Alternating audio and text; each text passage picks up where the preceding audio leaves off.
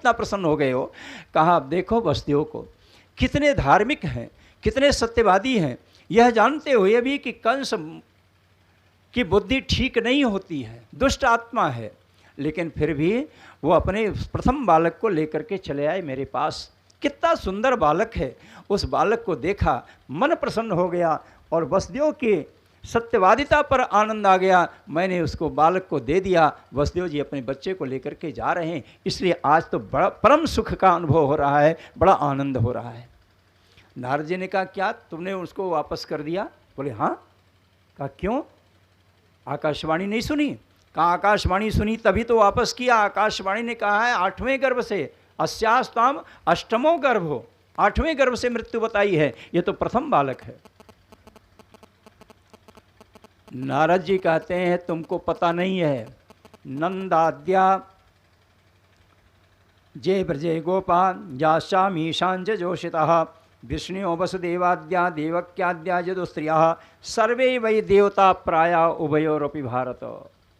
ये नंद, ये वसुदेव, ये जितने भी हैं सबके सब प्राय देवता ही हैं।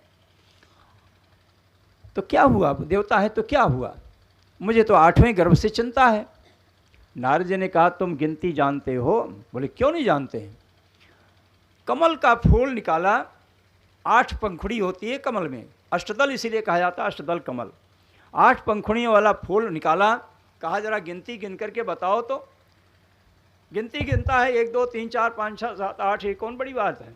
कहा यहाँ से नहीं, यहाँ से गिनती करो। जिसको 2 कहा था वहाँ से गिनती शुरू कराया, तो जिसको 1 कहा था वो हो गई 8। कहा कुछ समझ में आया गिनती? ये देव भाषा है, आकाशवाणी की भाषा को सब नहीं समझ सकते हैं। देवता लोग भी सुने थे, लेकिन उसको ब्रह्मा जी ने अनुवाद करके सुनाया, समझाया है, तब देवता लोग समझ पाए हैं।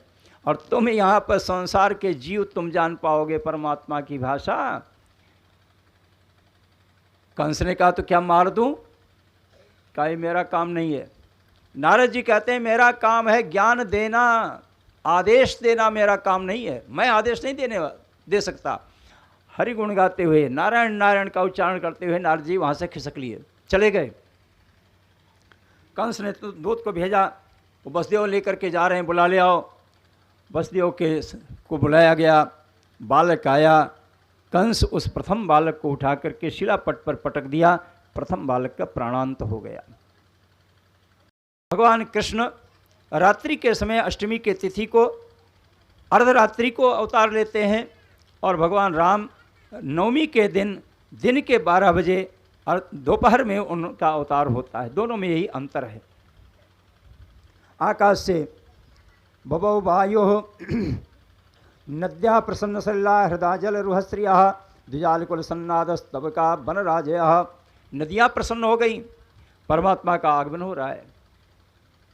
कमल का फूल रात्रि में बंद हो जाता है, सायंकाल सूर्यास्त के साथ साथ कमल बंद हो जाता है, लेकिन आज भगवान का आगमन होने जा रहा है, इसलिए कमल खिल जाते हैं। कमल रात्रि में बंद होता है।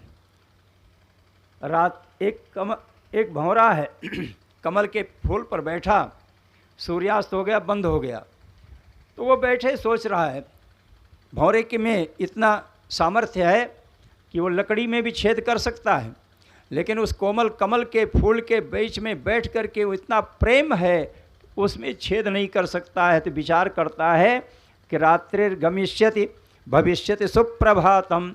ये रात्रि कितनी देर की है, बस बीत जाएगी। रात्रि गमिष्यति चली जाएगी और भविष्यत सुप्रभातम, सुंदर प्रभात होगा। आए सामने देवकी के समक्ष खड़े हुए, तो तमद्भुतम बालकम अम्बुजे क्षणम चतुर्भुजम शंख गदायुधायुधम श्रीवत्सलक्ष्मम गलशोभिकौस्तवम पीताम्बरम सांद्रपयोध सौभगम।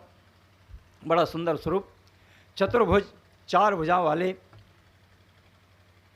अम्बुजे क्षणम, कमल के समान नेत्र, 4 भुजाएं जिसमें शंख गदा आदि आयुध उनके हाथ में, गले में वैजंती माला कौस्तुभ मणि को धारण किए हुए, ऐसा सुंदर स्वरूप धारण करके वसुदेव देवकी के समक्ष खड़े हुए।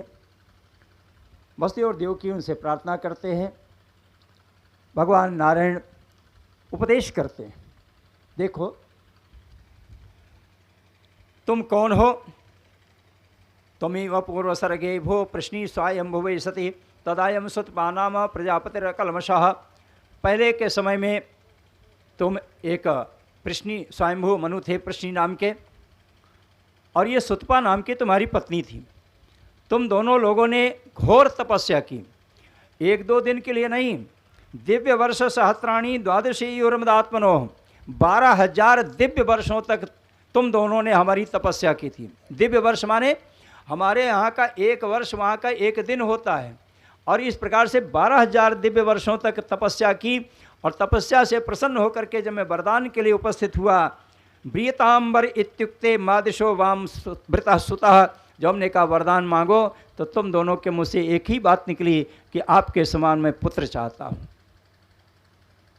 मैंने ढूंढा, मेरे समान तो कोई है नहीं, इसलिए मुझे आना पड़ता है। बार बार मैं आता हूँ। एतद वाम वर्ष दर्शतम रूपम प्राग जन्म स्मरणाय में, उसी का जन्म उसी का स्मरण कराने के लिए मैं इस रूप में अवतरित होता हूँ। इसी रूप में मैंने दर्शन दिया था और इसी तरह से कहा था कि मैं आपके समान पुत्र चाहता हूँ, तो इसलिए मैं उस चतुर्भुज रूप ले करके आता हूँ।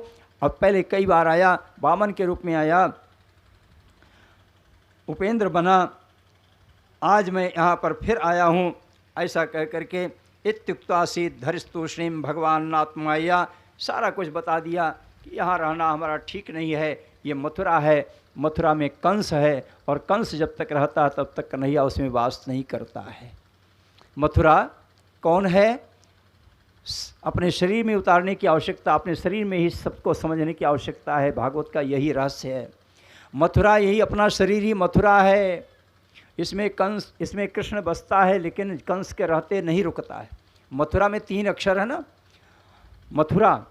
अब थू जानते हैं किसको कहते हैं? जो खराब वस्तु होती है उसको थू कहते हैं, कोई गंदी चीज़ होती है उसको थू कहते हैं। तो थू को रखने की क्या आवश्यकता है, इसलिए थू को निकाल दो। तो थू को निकालोगे तब क्या बचेगा? मरा। उल्टा कर दो, आराम हो जाएगा। उल्टा नाम जपत जग जाना, वाल्मीकि भय ब्रह्म समाने गई। हाथ में उठाया, चलने को तैयार हुए, पैरों में बेड़ी लगी हुई है, लेकिन जैसे ही पैर बढ़ाया बेड़ी भी टूट गई। आगे देखे कारागार के दरवाजे तो खुले हैं, दरवाज़ा खुला है। डरते डरते देखते देखते कहीं दरवाज़ा बंद होगा तो क्या होगा। बाहर निकले, अब बाहर द्वारपाल खड़े होंगे, झांकते हैं वहाँ से तो देखा सबके सब सो रहे हैं। बैठे वाले बैठे बैठे सो रहे हैं, खड़े जो हैं वो खड़े खड़े सो रहे हैं, कुत्ते सब सो रहे हैं, कोई जग नहीं रहा। या देवी सर्वभूतेषु निद्रा रूपेण संस्थिता, नमस्तस्यै नमस्तस्यै नमस्तस्यै नमो नमः। भगवान ने आह्वान कर दिया, सबके सब सो गए। अब जब सब सो गए ना, भगवान वसुदेव जी लेकर के चले, सिर पर बिठाओ भगवान को, सारी हथकड़ी बैणी टूट जाएगी, सारे दरवाजे खुल जाएंगे, आप बंधन मुक्त हो जाओगे, सारे बंधनों से मुक्त हो जाओगे। लेकर के चल रहे हैं। वसुदेव के मन में एक भाव जागृत हुआ, मैं लेके जा रहा हूँ, और यदि कहीं कोई बाहर लेटा हो, सो रहा हो, और मुझे देख ले तो कंस को जाके बता देगा, तब क्या होगा। भगवान ने कहा नहीं, ऐसा नहीं होगा। तुरंत पानी की बूंदें गिरने लगी, बारिश होने लगी, धीरे धीरे बारिश होने लगी।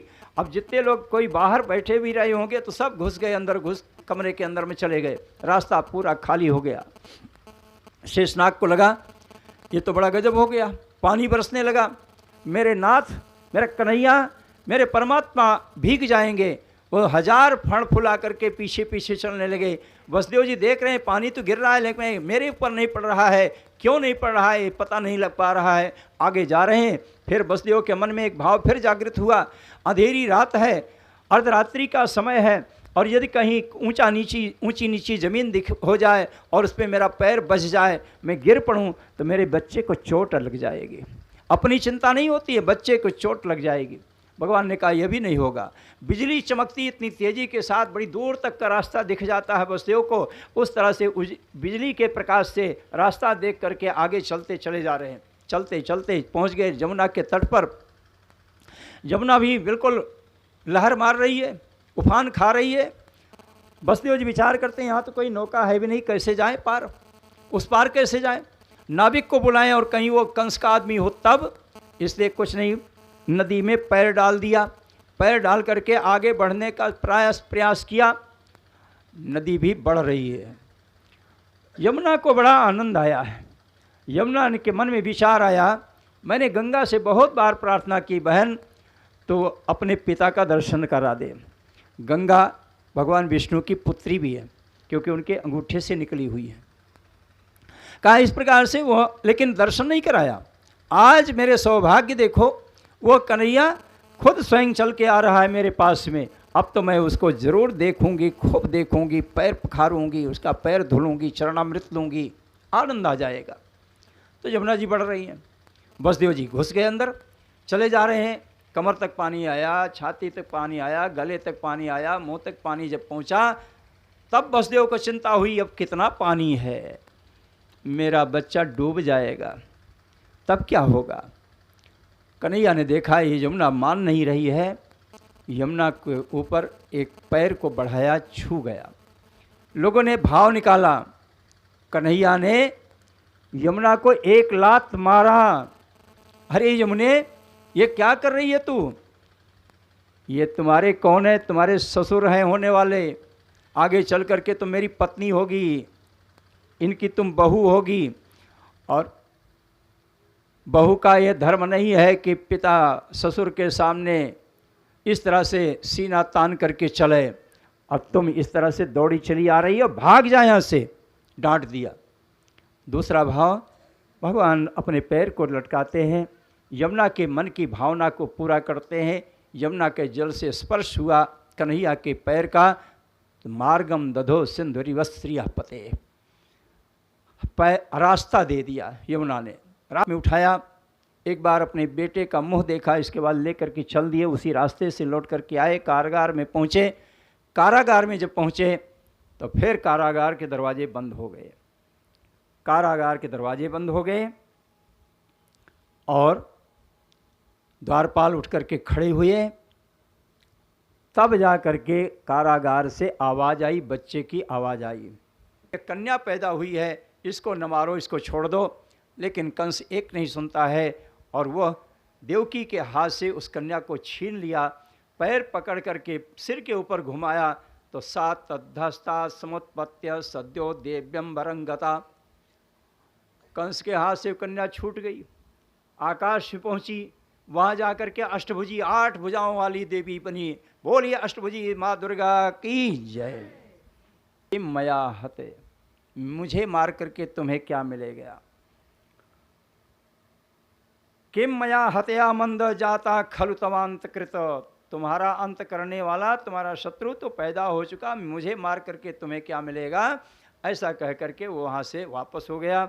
होती हैं वहाँ विंध्यवासिनी के रूप में जानी जाती हैं। विंध्याचल जो गए होंगे उनको दिखा, अष्टभुजी विंध्यवासिनी माना जाता है। बोलिए विंध्यवासिनी मैया की जय। नारायण नारायण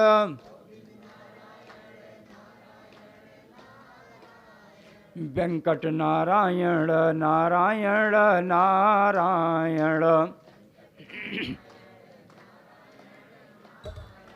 श्री हरि नारायण नारायण नारायण।